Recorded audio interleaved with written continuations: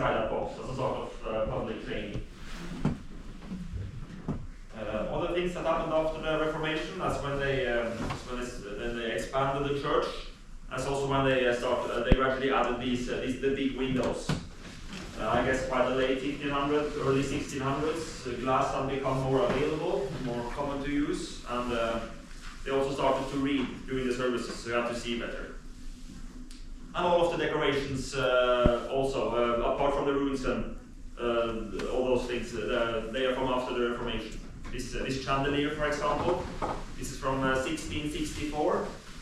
The funny thing about this one is that it's actually never been used. The candles are original fake wooden candles from when it was new. There's no way to lower it down to light it, and if you look at the angle of the candles, it would probably make a big mess on the floor if you used it.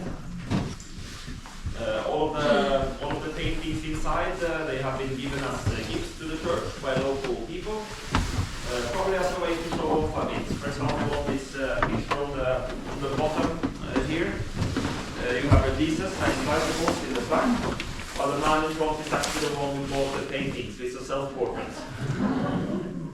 And they all have pretty much the same identical text written on the bottom in Norwegian, and it says, to honor God and decorate the church is this painting bought by the good-looking, well-educated, kind, handsome Barbara, and then the name of the person who bought it, and the year as well. The wooden carving on the pulpit and also on this portal, these are both from the 1700s, and back then it became a big fashion in the area to have this sort of floral wooden carving on everything. This kind of style here is really typical of this specific area of Norway. You see it all around here in old farmhouses and so on. In my grandmother's house, all of the furniture, it looks like this. It's also used on top of the organ. The organ is a lot newer though, it's from 1907. It's kind of decorated in the same style as in the front here. The last decoration I'll talk about is that flag up there. That was quite unique. Almost none of these exist anymore. It's from 1608, and back then Norway didn't have any real army or military. If there was a battle somewhere, the farmers just had to gather up and try and fight, and bring this sort of flag to show where they came from. That's the old flag of Lom. It's never been used in battle. That's probably why we still have it. It's been hanging there for 400 years now. I imagine if you touch it, it will just poof, go to dust. I have the item that's pictured on the flag. It's this thing here. It's like a wooden shovel. It's an old tool used to throw water out in the fields.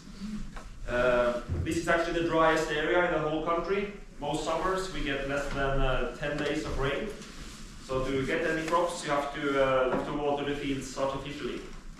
So the farmers back in the days, they made this huge network of water canals going from far up in the mountains and down the mountainsides and onto the fields. They had to walk up and down all day with these shovels and throw it out themselves. Lots of labor. So this has been a symbol of the village since the Middle Ages and is still used in the coat of arms today. The picture on the flag is supposed to be a rain cloud in the middle, where the hand of God comes out and holds this shovel. Then there's a circle of wheat and barley spread around there. So yeah, they actually used this method until the 1960s and 70s, until more modern methods replaced it. Even today, if you hike the area, if you go up the mountain on the outside, you see like these trenches dug out by the path. They are all water canals. They can be up to 500 years old. Still with water. What you're referring to, but it was kind of abandoned when you start to get into the 1800s. Okay. Yeah. But for example, my grandmother also, when she was young, on my school, for example, like everybody was afraid of the teacher, for example, and the priest also. Right. Yeah. Yeah. Kind of the same way, yeah, like, yeah, so, you know, but, yeah, that is, yeah, that's when they stopped doing it in the church. Okay. They believe that when the church was new and we only had this rectangle in the middle, the floor was lower down. One was moved from Norway to Poland in the 1800s, and the rest of them are in Norway.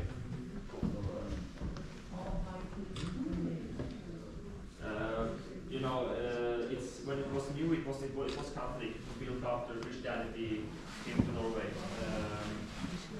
So they weren't exactly the Vikings or what you could say, but they shared the same culture.